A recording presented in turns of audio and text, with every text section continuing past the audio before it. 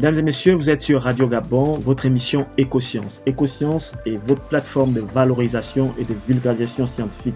Bonjour. La thématique d'aujourd'hui est sur les géosciences au service du développement. Développement au Gabon, bien sûr, et à l'international. Pour en parler, nous recevons Monsieur Alexis Dongo, enseignant-chercheur à l'Université des sciences techniques de Massoukou. Alors, Monsieur Alexis, bonjour. Bonjour. Vous êtes sur cette plateforme qui est une émission de valorisation que l'on appelle Écosciences. On parle de la science. Alors, comment allez-vous? Je me porte bien et je suis honoré d'être présent à cette émission. Très bien. Aujourd'hui, on va parler des géosciences. Alors, toutefois, il est important de rappeler d'où vous venez, qu'est-ce que vous faites. Alors, ce que nous savons, c'est que vous êtes un enseignant-chercheur déjà. Vous avez eu votre bac D au collège Saint-Gabriel de Mouila et vous avez obtenu votre licence en géosciences à l'Université des sciences techniques de Massoukou. Voilà. Et ensuite, vous vous êtes envolé pour l'Europe, précisément en France, où vous avez obtenu votre master en géosciences dans le domaine de la marine, option environnement et océanique à l'Université de Perpignan. Enfin, vous avez obtenu votre diplôme de doctorat en géologie des bassins sédimentaires.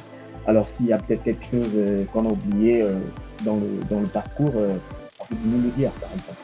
Non, tout à fait. Vous avez fait un résumé assez bref de mon parcours. Effectivement, je voudrais juste apporter quelques éléments de précision. D'accord. J'ai bien obtenu ma licence à l'Université des sciences et techniques de Massoukou. Nous étions la première promotion de licence en géosciences à l'Université des sciences techniques de Massoukou. Très bien, très bien. Et après, nous avons dû, parce qu'il n'y avait pas de possibilité de poursuivre à l'université, à Franceville, nous avons dû aller à l'étranger, et notamment en France, pour poursuivre.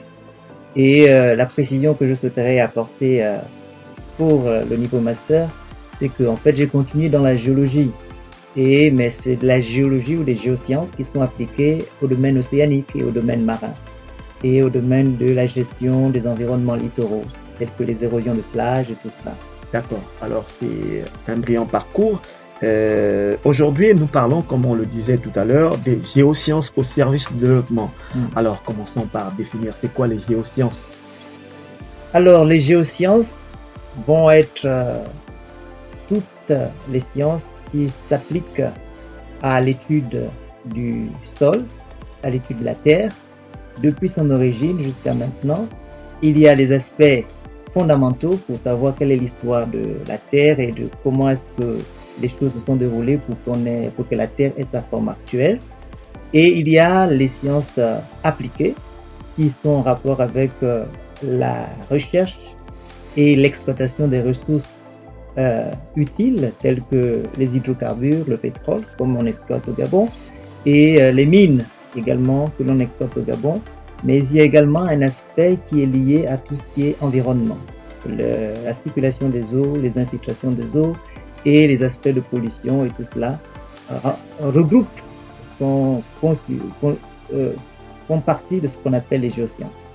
D'accord. Donc, on comprend bien que les géosciences, en fait, c'est un ensemble de disciplines qui va traiter des problèmes liés à tout ce que vous avez indiqué, la terre, le sol, les eaux, l'environnement, etc. Mais proprement dit, de manière très précise, quelles sont les disciplines qu'on retrouve dans les géosciences, du moins dans les universités gabonaises? Déjà, c'est vrai qu'on va faire un temps sur la formation, mais brièvement, quelles sont les disciplines qu'on retrouve dans les géosciences actuellement au Gabon? Alors, juste pour ajouter un élément supplémentaire, c'est que la géoscience regroupe également les domaines de l'étude spatiale. C'est juste une précision. Maintenant, pour revenir à votre question concernant les disciplines présentes ou enseignées en géosciences au Gabon, nous avons dans nos universités ce qu'on appelle la géologie fondamentale. Donc, c'est l'étude de la Terre. Nous avons les disciplines de la stratigraphie, nous avons les disciplines de la biostratigraphie et nous avons ce qu'on appelle la tectonique. Nous avons également ce qu'on appelle aujourd'hui la stratigraphie séquentielle, par exemple. Ce sont les disciplines qui rentrent dans le domaine pétrolier pour la recherche des ressources minières. Et après, il y a aussi ce qu'on appelle par exemple les géostatistiques. Donc ça, c'est la statistique appliquée aux géosciences. Vous avez également la géophysique, la physique appliquée aux géosciences, qui rentre énormément qui contribue énormément dans la recherche et l'exploitation des ressources minières. Et donc, toutes ces disciplines sont généralement enseignées dans nos universités, tel qu'à l'Université des sciences et techniques de Massoukou. Vous avez également l'Institut du pétrole de Port-Gentil, où j'ai eu l'occasion d'animer des cours de géophysique. Et puis, vous avez l'école de mines l'école de mines et de métallurgie de Mwanda, où également nous avons l'opportunité d'apprendre les sciences appliquées à l'exploitation des ressources minières. Alors qu'à l'IPG, ce sont les géosciences appliquées à l'exploitation des gisements pétroliers. Alors, d'accord, on a bien compris que dans cette grande structure qu'on appelle des géosciences, il y a bien des sciences, il y a la science fondamentale et puis il y a les sciences appliquées. Alors, tout cela, c'est pour contribuer au développement, parce que tel est l'objet. Alors, quel est cet apport qui est donné par les géosciences actuellement, d'abord dans le domaine de la recherche? Alors, de façon globale, et c'est beaucoup plus au niveau de l'actualité. Ok, votre question est une question fondamentale. Je voudrais dire que le Gabon, comme beaucoup de pays en Afrique, sont axés sur leurs ressources, et notamment les ressources minières et les ressources pétrolières. Et les géosciences deviennent fondamentales pour la découverte, l'exploitation et même la valorisation de ces ressources. Donc ça, ce sont des implications des géosciences dans le développement. Donc, quitte à l'exploitation des ressources minières, le pétrole contribue énormément au PIB national. Comme les mines actuellement, nous sommes parmi les premiers producteurs du manganèse au Gabon. Et donc, ce sont les métiers des géosciences. Actuellement, nous avons le gisement de Belinga qui est en cours de préparation pour une prochaine production. Ce sont des métiers du domaine des géosciences qui contribuent à ce côté développement. Pour poursuivre, il y a également l'aspect environnemental. Notre pays est l'un des bons élèves au niveau africain en ce qui concerne la préservation de l'environnement. Et donc, les métiers de géosciences sont pleinement utiles dans le domaine de l'environnement, de la préservation de la biodiversité, mais on va dire aussi de la géodiversité, parce que nous en avons. D'accord. Alors, c'est compris que c'est tellement enrichissant et il y a une grande diversité dans les multidisciplines qu'on retrouve dans les géosciences. Alors, parlant de la formation, comme on le disait, aujourd'hui, vous avez cité les différentes structures qui forment les scientifiques qui sont spécialisés dans la géologie, par exemple. De notre point de vue, quelle est la qualité de la formation qu'on va retrouver précisément, par exemple, au niveau de l'Université des sciences techniques de Massoukou, en termes de géosciences? C'est-à-dire, si un étudiant voudrait faire le parcours des géosciences, qu'est-ce qu'il s'attend au niveau de l'Université de Massoukou, par exemple, et au niveau de l'Institut du pétrole à Port-Gentil? Qu'est-ce qui est fait exactement au niveau de l'école des mines? Qu'est-ce qui est fait exactement pour avoir toutes ces précisions? Parce que nous sommes aussi là pour la vulgarisation. Ok, donc merci. C'est également un point important parce que pour qu'il y ait des spécialistes dans le domaine des géosciences, il faut que la formation soit de qualité et qu'elle soit bien suivie. Alors, au niveau de l'Université des sciences et techniques de Massoukou, nous avons particulièrement refait ou retravaillé nos offres de formation ces derniers temps dans toutes les disciplines pratiquement, et en géosciences, nous n'étions pas en reste. Nous avons actuellement à l'Université des sciences et techniques de Massoukou, nous formons des licences et des licences professionnelles, nous formons des masters et nous formons des doctorats et des ingénieurs. Et donc, il y a les formations en prospection minière, il y a des formations en licence géosciences environnement, Très bien. master professionnel mine, master professionnel pétrole. D'accord. Et après, nous avons un master recherche. Ce sont des étudiants que nous poussons pour aller vers le doctorat. À l'école de mine, pour revenir, ils se forment là-bas donc des génies miniers, donc des spécialistes dans le traitement du minerai, des spécialistes dans l'exploitation donc de la ressource minière et des spécialistes dans tout ce qui est géotechnique et tout ce qui aide dans une meilleure gestion de la mine. L'Institut du gaz et du pétrole à Port-Gentil, on forme dans tout ce qui est ingénieur de puits, ingénieur pétrolier et suivi donc de puits. D'accord. En 2022, nous avions vu que vous avez participé à un lauréat de financement des jeunes chercheurs africains grâce au gouvernement australien dans le cadre d'un projet. De quoi s'agissait-il exactement?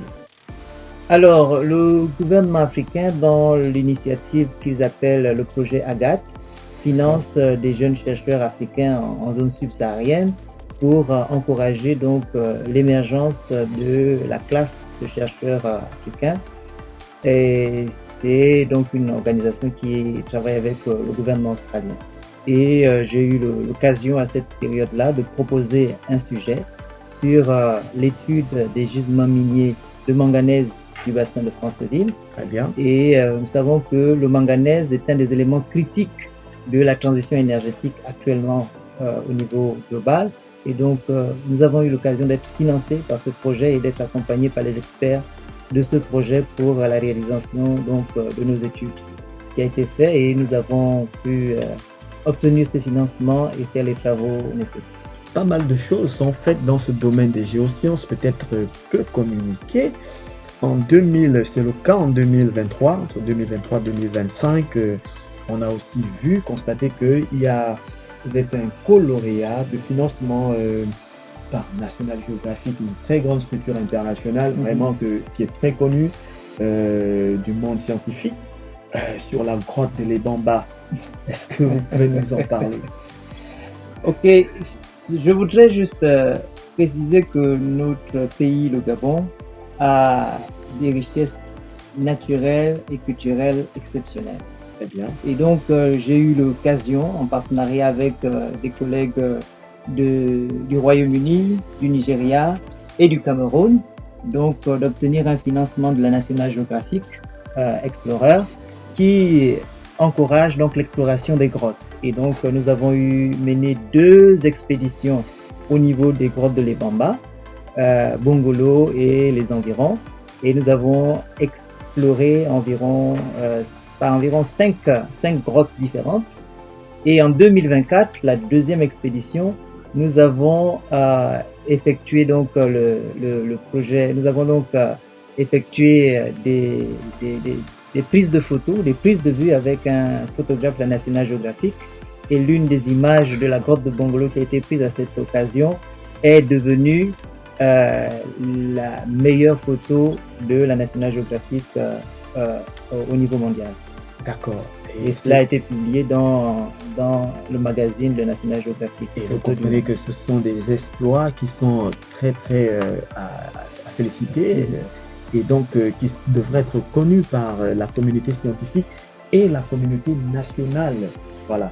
Et on n'a peut-être pas oublié de vous présenter notre chroniqueuse qui est là pour la rubrique Clin d'œil science. Il s'agit de mademoiselle Boumbo Lorraine qui va nous parler des plastiques biodégradables à la 2e partie. Mais avant, mademoiselle Lorraine, bonjour. Bonjour. Comment allez-vous? Je vais très bien. Alors, vous nous avez rejoint sur ce plateau, on parle de géosciences. Alors, c'est tout ce qui est lié à la géologie et des disciplines connexes. Alors, avez-vous une question, une préoccupation liée à ce domaine vous qui êtes gabonaise, citoyenne, chroniqueuse? En fait, j'ai une question évidemment, mais c'est pas forcément lié aux géosciences, mais c'est lié aux grottes. Tout à l'heure, vous parlez des grottes des Bamba et du Bongolo et tout le reste. Est-ce qu'elles sont assez pratiques pour servir de tourisme un jour? Vous savez, parce que je pense que vous devez savoir que les grottes aussi font partie normalement du tourisme. Et au Gabon, on en a plusieurs, sauf qu'elles ne sont pas encore forcément assez exploitées. C'est juste pour des besoins archéologiques. L'écotourisme, en quelque sorte. Oui, Est-ce que M. Alexis a une réponse à cette question? Disons que je peux apporter un élément de réponse. Tout à fait, allez-y. Et merci pour la question qui est très pertinente. On va dire que j'ai eu l'occasion avec notre équipe d'explorer plusieurs grottes. Aujourd'hui, nous en connaissons à peu près 6 grottes assez parfaitement. Il y a effectivement des grottes qui s'y prêtent très bien à la possibilité de faire visiter dans le cadre de l'écotourisme. Et nous avons entamé des échanges avec le ministère du Tourisme dans ce sens-là et notre tutelle également et l'Université des sciences et techniques de Massoudou. Comment est-ce que nous pouvons réfléchir ensemble pour aider ou accompagner dans la mise en œuvre de tout le nécessaire pour que ces grottes deviennent beaucoup plus accessibles dans le cadre de l'écotourisme. Ah, d'accord. Et elles ne sont pas dangereuses. Donc, je veux dire, parce que j'ai un peu discuté avec certaines personnes par rapport aux grottes, à la visite des grottes. Oui. Et il m'a été dit qu'il fallait d'abord prier et tout, que c'est une putain de truc qui peut être spirituellement dangereux. Ok. Ben, tout dépend de ce qu'on appelle dangereux. Moi, ce que je dirais, en tout cas, nous, lorsqu'on va au niveau des grottes, ce qui se passe, c'est que nous devons prendre attache avec les populations locales, avec la chefferie locale, pour qu'ils nous donnent accès. Et lorsqu'on a leur bénédiction ou leur grâce, alors on peut aller rentrer dans les grottes et faire notre travail scientifique de manière sereine. Et donc voilà un peu ce que je peux dire. Normalement, la crainte, c'est de se retrouver dans l'obscurité totale. Mais lorsqu'on a un peu de lumière, écoutez, la crainte s'en va assez rapidement. Et puis, je pense qu'après, lorsqu'on doit faire du tourisme, de l'écotourisme, il faut aménager, il faut mettre des panneaux de signalisation, voir tous les aspects de sécurité avant de donner accès au grand public. Donc c'est tout ce travail en fait qu'il faut faire à la main. Alors vous étiez sur Écosciences, à nous retrouver à la deuxième partie de l'émission.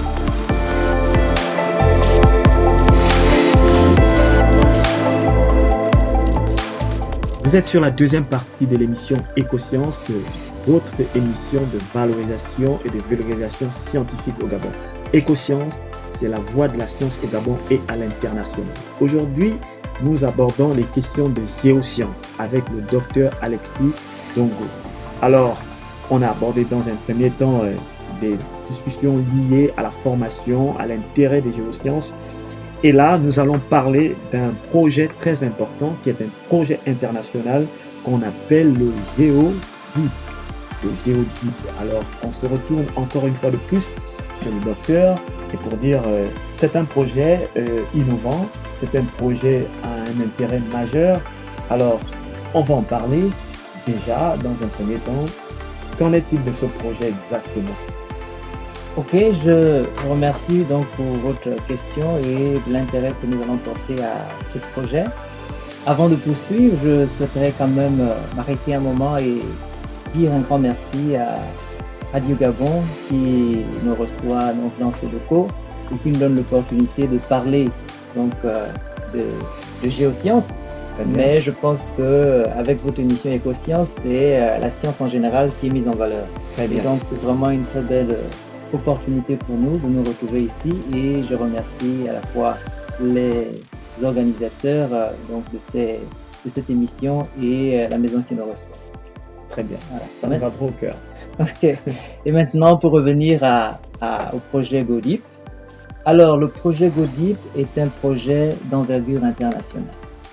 C'est un projet qui souhaite étudier le sol ou le sous-sol gabonais en profondeur avec la réalisation donc, des sondages carottés. Qu'est-ce que c'est qu'un sondage carotté? Ce sont des échantillons de roches. On prend un cylindre et on l'enfonce dans le sol et nous retirons donc l'échantillon qui est obtenu.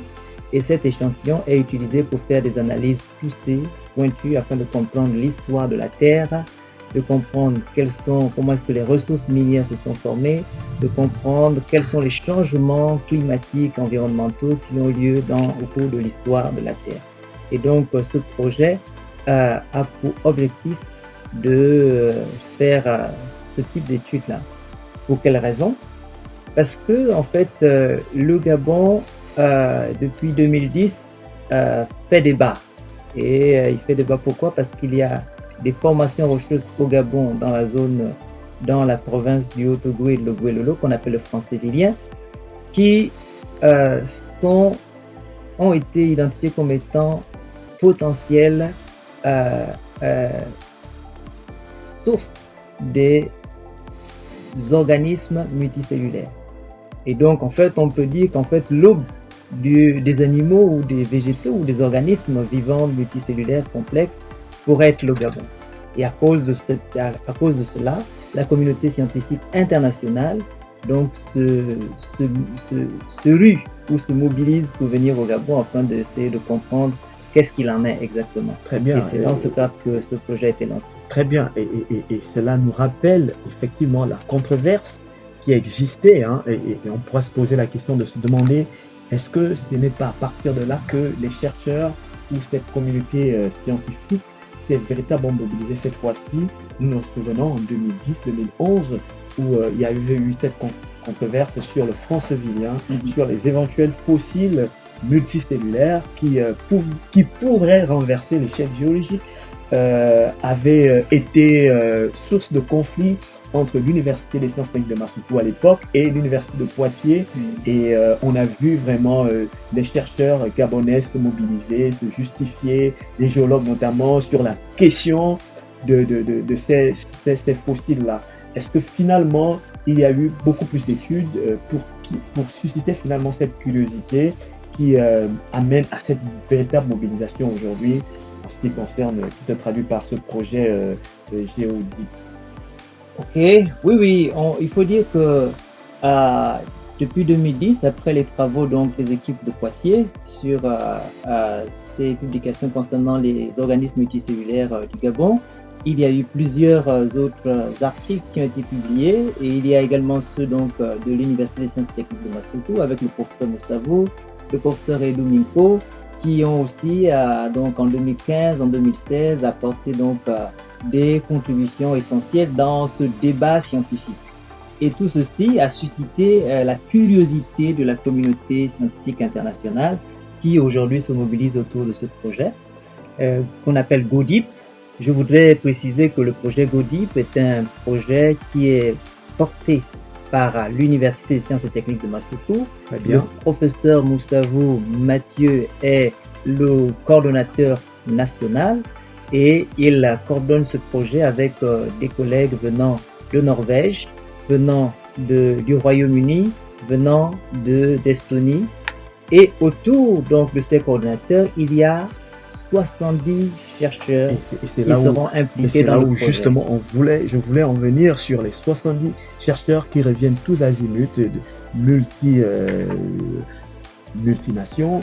Voilà, et on veut dire qui est derrière le financement de ce projet d'envergure. Alors, est-ce que l'État a sa part de contribution dans ce projet? Puisque vous aviez dit que l'Université des sciences techniques de Massoutou est porteur de ce projet. Est-ce que l'État a sa part de contribution? Est-ce qu'il existe des bailleurs? Enfin, la curiosité et l'opinion publique aimeraient savoir. Oui, alors c'est un projet d'envergure et ce type de projet, il y a des organismes internationaux qui financent ce type de projet. Donc le bailleur de fonds principal, c'est celui qu'on appelle ICDP. ICDP, c'est un organisme international qui finance des projets de forage profond lorsqu'on est sur le continent. Donc, il finance en partie le projet et nous avons également donc l'ensemble des pays membres du projet qui vont contribuer donc à une autre, on appelle comme à 50% dans le projet dans la réalisation du projet, et notamment le Gabon qui est fortement impliqué. D'ailleurs, nous avons entamé depuis 2022 maintenant, plusieurs échanges avec le gouvernement, avec les ministères, le ministère des Mines, qui nous donne des autorisations, le ministère de l'enseignement Ce supérieur. sont des échanges favorables. Voilà, c'est des échanges favorables D'accord. et qui nous accompagnent dans la réalisation donc de ce projet. Et cette semaine, par exemple, nous avons eu plusieurs réunions allant dans ce sens-là.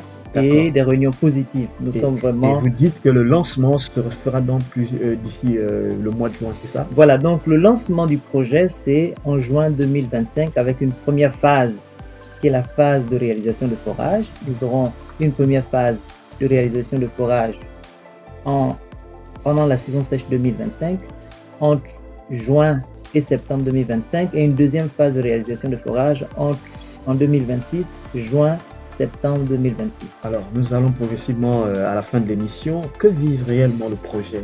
Quels sont les résultats attendus par rapport au projet? Quel est l'intérêt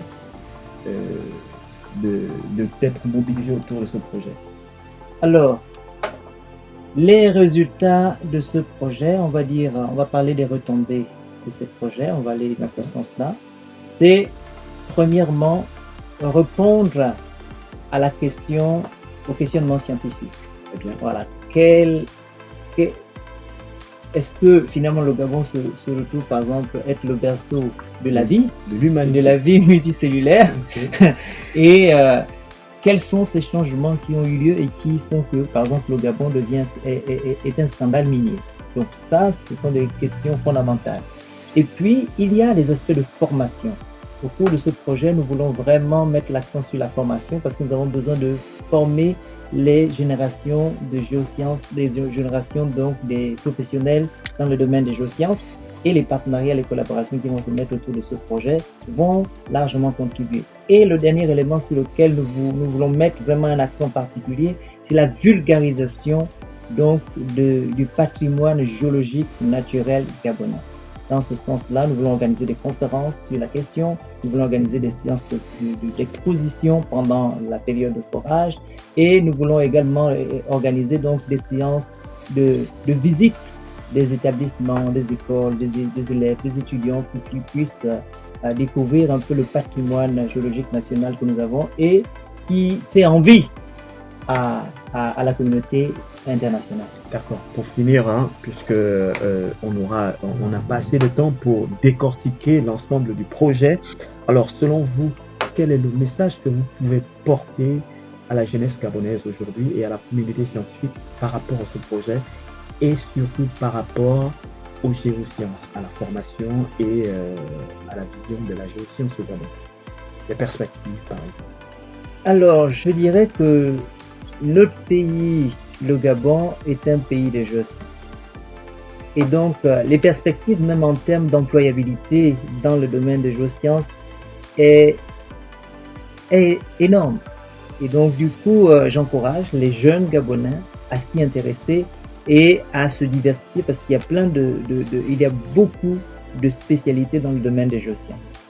À l'endroit de la communauté scientifique, c'est de nous encourager à nous tous de faire des efforts nécessaires afin que la science au niveau national puisse prendre l'ampleur et être davantage visible à l'international.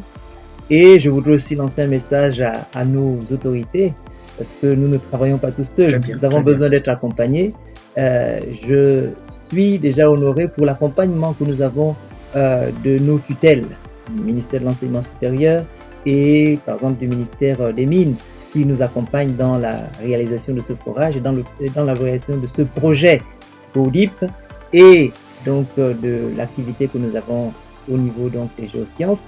Je voudrais juste demander ou encore souhaiter un accompagnement plus accru afin que la recherche scientifique au niveau national puisse s'internationaliser et que nous puissions avoir donc une meilleure visibilité au niveau international. Très bien. Vous pouvez compter sur Ecosciences pour vous accompagner dans la visibilité et tout ce qu'il y a comme accompagnement dans le domaine de la science. Alors, nous sommes là pour vulgariser, comme vous parlez de vulgarisation.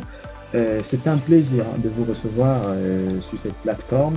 Alors, nous sommes à notre rubrique Clin d'œil science avec mademoiselle Bumbo Lorraine qui va nous parler aujourd'hui des plastiques biodégradables? Alors, comme tu l'as si bien dit, le plastique biodégradable est une expression que l'on entend chaque jour. Mais connaît-il réellement? Qui le comprend? Le plastique biodégradable, est-ce une aubaine salvatrice ou une impasse? Encore une fois. Alors, avant d'aller dans les profondeurs, on va d'abord définir les termes. Un plastique est un matériau synthétique largement utilisé dans de nombreux domaines de notre vie. Que l'on soit dans les hôpitaux, à la maison, la vaisselle, la majorité de ce que l'on utilise au quotidien vient du plastique. Ici, à 90% du pétrole, le plastique est un élément qui fait partie des dérivés des hydrocarbures fossiles. D'abord, on extrait le pétrole des profondeurs sous-marines ou souterraines, on l'emmène dans les industries où on peut le transformer en essence, en goudron, en kérosène, tout ce que l'on veut. Et au final, on peut aussi arriver à l'avoir sous forme de certains granulés pour au final avoir du plastique. Le plastique qui peut se manifester de différentes manières. Par exemple, le plastique que nous avons dans le papier film n'est pas le même que nous avons dans des tubes en PVC ou bien dans des bouteilles d'eau ou des bidons d'eau. On qualifie de biodégradable tout corps pouvant subir de la biodégradation. Et la biodégradation en elle-même est la décomposition de matières organiques par des micro-organismes tels que les champignons, les algues, les bactéries. La biodégradabilité est la capacité d'un corps à se biodégrader dans la nature. On analyse en fonction du degré de décomposition du corps considéré et du temps correspondant à cette décomposition. Comment fonctionne la biodégradation? Le processus se déroule en 2 étapes. Premièrement, on a la biofragmentation de l'élément qui est considéré par l'eau, le soleil, les insectes, les vers. Ensuite, on a la biodigestion. C'est le moment où certaines parties du corps décomposé vont être consommées par les micro-organismes tels que les bactéries et qui vont au final dégager du méthane, de l'eau ou bien du dioxyde de carbone. Après avoir défini les termes, on peut dire que le plastique biodégradable est un plastique composé de matières organiques d'origine végétale ou animale et aussi fossile, pouvant être rapidement décomposé sous l'action du micro-organisme. Est-ce que la notion de biodégradabilité est purement utopique? Qu'est-ce que ça veut dire? Qu'est-ce que vous voulez soulever en le disant, par exemple? Oui, d'abord il faut comprendre l'intérêt de créer le plastique biodégradable. Effectivement, comme je l'ai dit d'entrée de jeu, le plastique est un élément très important de la vie de tous les jours. Sauf qu'il y a autant d'avantages, mais il y a aussi des inconvénients. Parce qu'au final, l'utilisation excessive et de manière banalisée du plastique entraîne une mauvaise gestion des déchets qui au final constitue la pollution. On peut voir que certaines eaux caniveaux sont bouchées. On peut voir aussi que les décharges sont énormes en fait. Et il y a une difficulté à gérer ces endroits, notamment dans les pays du tiers-monde, particulièrement en Afrique et en Asie. Or, lorsque ces produits au fur et à mesure se décomposent, parce que ça peut être très lent, ça crée quand même des mauvais effets sur l'environnement en fait. Lesquels par exemple? Par exemple, ça va dégager des mauvais gaz. Oui, vous avez parlé du méthane. Oui. Oui, le méthane qui est un gaz à effet de serre. Oui, le dioxyde de carbone et tout le reste. Surtout qu'une bonne partie de la décharge est incinérée. Oui, effectivement. Et au Gabon, par exemple, est-ce que vraiment les produits biodégradables, plastique biodégradable, est-ce qu'il est vraiment utilisé dans le ménage? En fait, déjà, les produits biodégradables concernent une infime partie des plastiques. C'est juste le plastique qui sert au transport. Par exemple, les sachets. Et c'est très rare en réalité. Est-ce que selon vous, c'est vraiment biodégradable selon les principes établis de la biodégradation? Par rapport à la définition que l'on peut donner, oui. Parce que c'est vrai que même si dans la majorité du temps, il y a énormément de pétrole là-dedans, mais il y a aussi des matières végétales, à partir par exemple de canne à sucre séché ou bien de maïs. Sauf que pour avoir les effets escomptés de la biodégradabilité qui se déroulent en 2 parties, donc la biofragmentation et ensuite la biodigestion, il faut que cet élément soit placé dans un environnement favorable. Or, la majorité des plastiques, qu'ils soient biodégradables ou non, finissent dans les décharges qui n'ont pas forcément la température nécessaire et certaines matières organiques pour entourer ce processus. Donc, le processus est donc lent.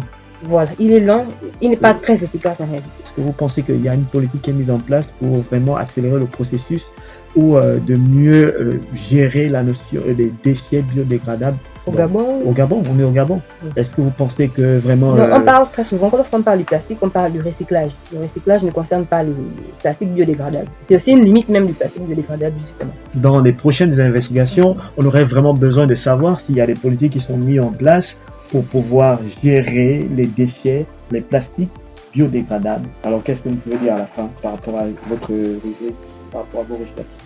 Bon, ce que je peux dire, c'est que très souvent les gens sont excités lorsqu'on parle de plastique biodégradable comme si c'était la panacée, le remède miracle, alors que lorsqu'on analyse, c'est vraiment à l'abandon.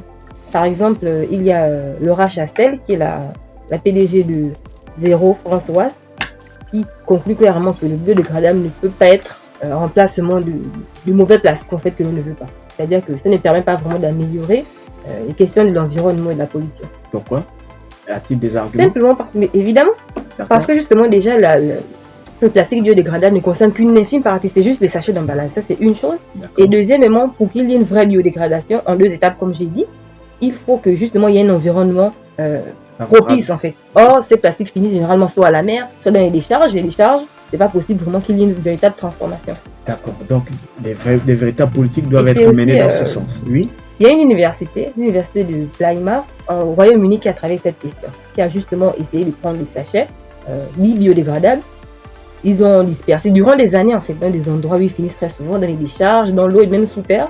Les sachets sont ressortis. Il n'y a pas eu vraiment d'évolution, c'était la même chose et on pouvait même encore soulever des poids à l'intérieur. Donc la question reste en suspens. En effet. D'accord. Alors, mesdames et messieurs, vous étiez sur Écosciences, votre émission de valorisation et de vulgarisation scientifique. Écosciences, c'est la voix de la science au Gabon et à l'international.